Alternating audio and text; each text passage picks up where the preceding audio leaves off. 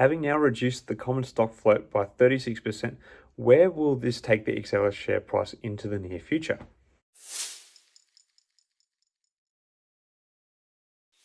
Hi again, everyone. I hope you're all doing really well. So, Exela Technologies, ticker symbol XELA or XELA, has now completed their second attempt at converting common stock into preference shares as a means of reducing the outstanding common stock.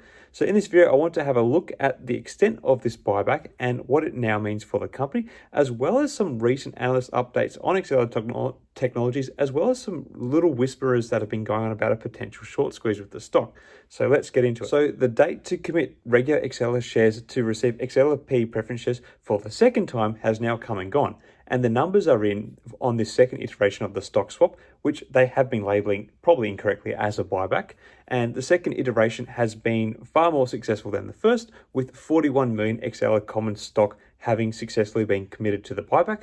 When you add the first 19 million Exela shares that were committed in the original iteration of the buyback, that means that the common stock float has been reduced by about 60 million shares, given that the common stock float was about 166 million shares before Exela started undertaking these buybacks.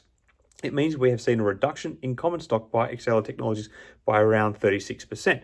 While they were targeting to get back as many as 100 million shares, I think the two rounds of the buyback have been quite successful, but I would not be surprised if we do see a third in the near future. Like I've covered before, I was not expecting any upward revision in the underlying value of Exela shares, even though it was considered a buyback, as the asset allocation of the preference shares is greater than the equivalent proportion of assets to Exela regular stock.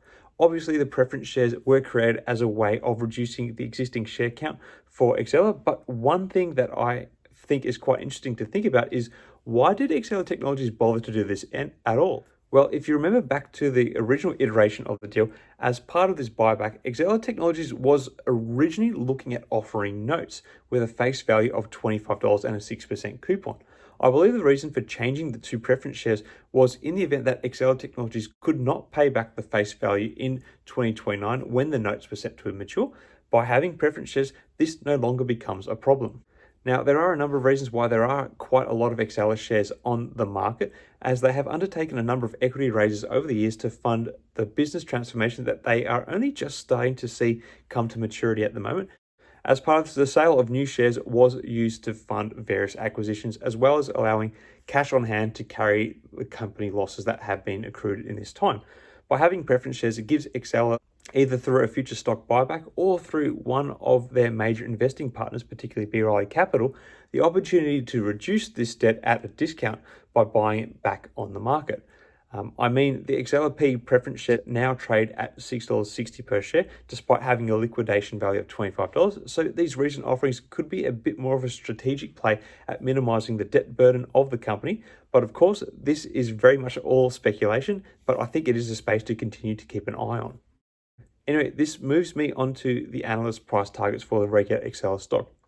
Analysts and major investing partner B. Riley cut their financial year 2022 expectations per share for Exela Technologies last week. They now expect Exela Technologies will post per share earnings of negative 26 cents for the year, a slight downward grade from their previous forecast of negative 25 cents. B. Riley currently has a neutral rating and a 55-cent price target on the stock, so still looking at quite a bit of potential upside when you're looking at Exela, which is currently priced at 33 cents per share. Several other equity research analysts have also recently reported on Exela Technologies.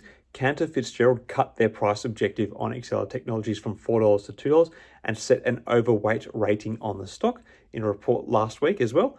And on a more scary note, back in March, Zacks Investment Research downgraded Exela Technologies from a hold rating to a strong sell.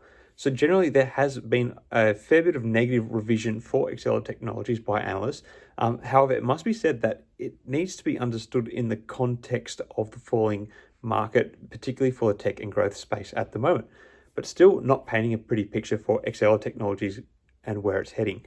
If you're in Exela for short-term plays, there doesn't seem to be much going. However, one short-term prospect for Exela that has been getting a little bit of attention in chat rooms is that the stock could be shaping up for a bit of a short squeeze once again. So while the percentage of the Exela float that is currently shorted is only about 9%, making it a low shorted stock, and has a small borrow fee of under 3%, Since the retiring of the latest round of XELA shares, the dark pool shorts or off-market percentage of the float currently short now sits at a whopping 46.5%. When you consider that the market cap of all stocks is about $150 million, this is a company that retailers could very easily push to higher limits if a sustained short squeeze effort is mounted. I wouldn't put too much credence in such a play at the moment, as there has been a fair bit of loss of appetite for such plays by the retail investing sector. However, it makes for an intriguing proposition to look out for. I've said it before, but personally, I've transferred much of my holding in Exela to the preference shares because I want to collect the dividend, but I do still hold some of the common stock. I do believe that it is a company that is on the up. While they have continued to post losses in recent times, those losses have been trending down, showing that the company is on an upward trajectory at the moment. Given the nature of the business process automation space that Exela is a sector leader in, I think as the economy depresses at the moment, it could lead to a bit of a green patch in their ability to recruit new customers as other businesses look to streamline what they do and reduce costs, meaning Exela could fundamentally be ready for a bit of a rally once the market cycle reverses again. When that occurs, however, is very hard to judge at the moment because who knows where this is all going at the moment. Anyway, I will leave it at that for now. What are your thoughts on Exela Technologies? Is the company heading in the right direction? Where do you see the regular Exela stock trading in the near future? Let me know your thoughts in the comments below. Until next time, everyone, may the markets trade in your favor. Cheers.